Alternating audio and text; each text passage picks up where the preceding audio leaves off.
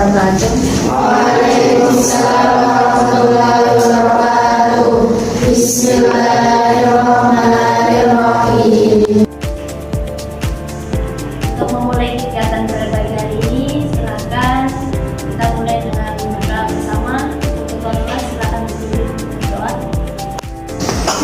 Perhatian semuanya, untuk siap gerak berdoa mulai. Bismillahirrahmanirrahim.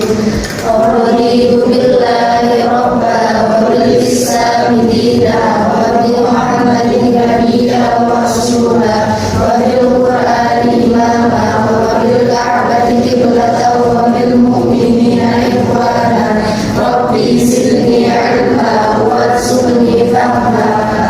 Amin.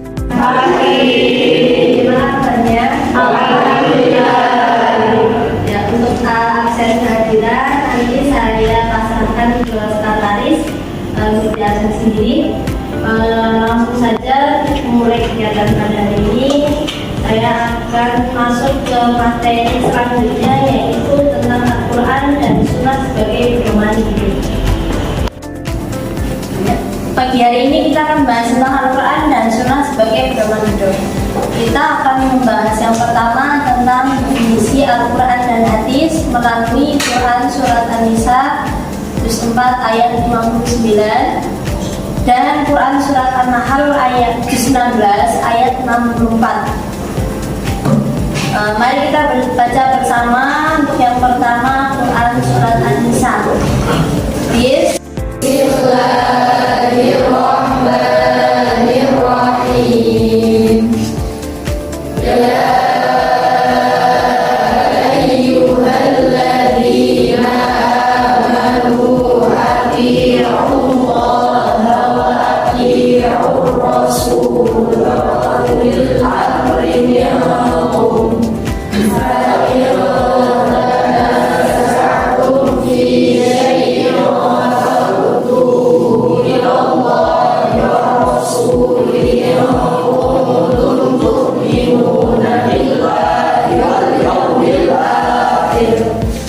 Baca, wahai orang-orang yang beriman, taatilah Allah dan taatilah Rasul serta ulul amri di antara kamu. Jika kamu berbeda pendapat tentang sesuatu, kembalikanlah kepada Allah dan Rasul. Jika kamu beriman kepada Allah dan hari akhir, dan demikian itu lebih baik dan lebih bagus akibatnya.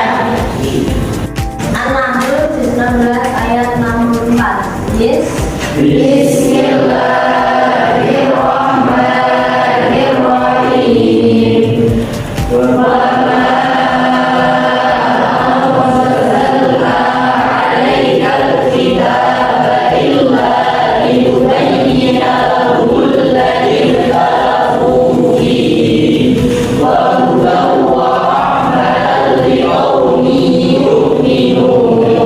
Artinya Kita ini kepadamu kebaikan apa engkau dapat menjelaskan kepada mereka apa yang mereka sesungguhkan serta menjadi petunjuk dan rahmat bagi orang-orang yang beriman.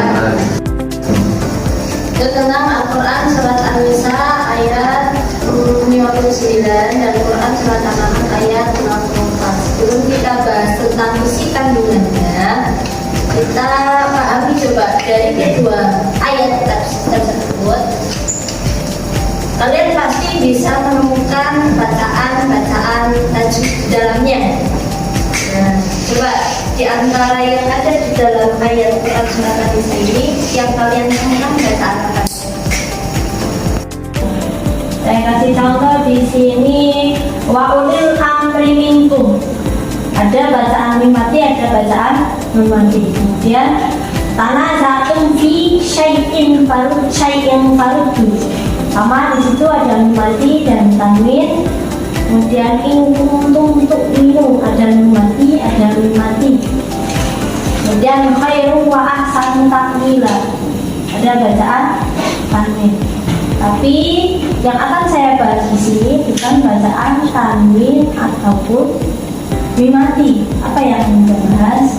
Nah, alif lam syamsiah dan alif lam komariah. Ada yang pernah lihat?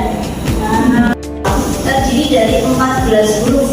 Ada ta, dal, ro, za, sin, shin, sod, dot, to, do, lam, nun, sama ta.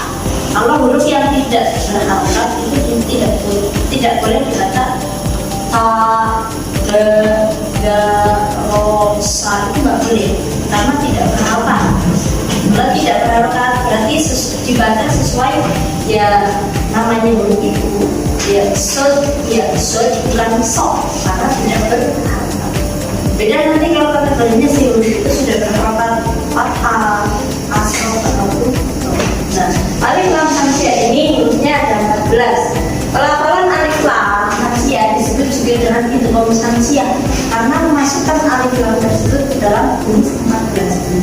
Dan ini karena suara alif lam dimasukkan ke dalam salah satu huruf syamsiah ada di hadapannya. Suara alif lam menjadi lebur karena dimasukkan dalam huruf syamsiah tersebut. Untuk mengetahui alif lam syamsiah dalam ayat Al-Quran terdapat cirinya, diantaranya alif lam.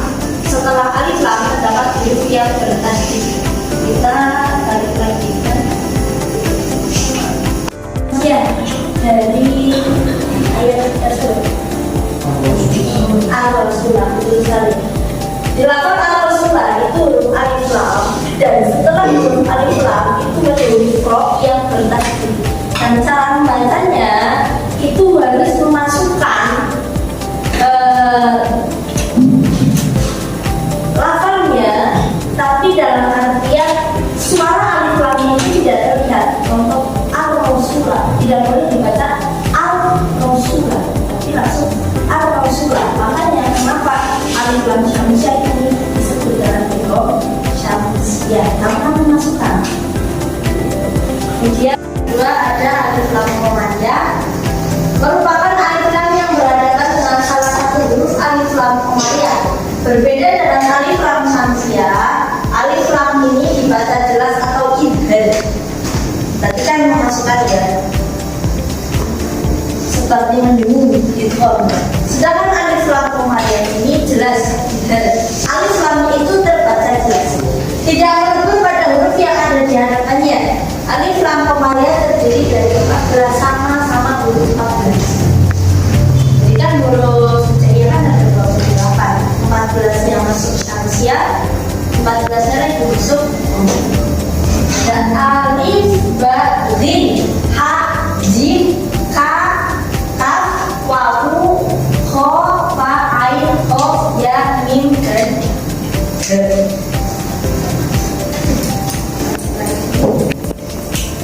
Ada nggak di sini yang contoh alif lam komariah? Ini alif lam komariah.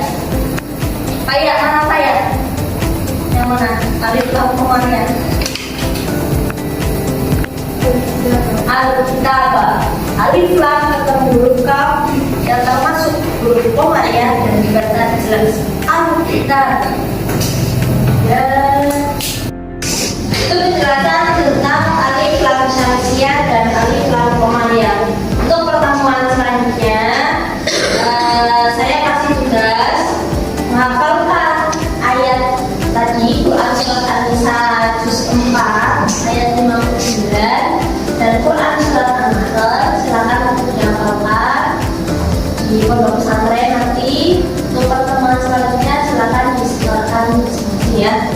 Disesuaikan dengan bacaan alif lam komariah dan alif lam syamsiahnya sesuai yang tadi saya kasih materinya. Jadi dipraktekkan sekalian.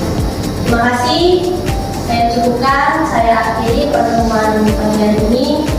Sekian, kurang lebihnya mohon maaf. Assalamualaikum warahmatullahi wabarakatuh.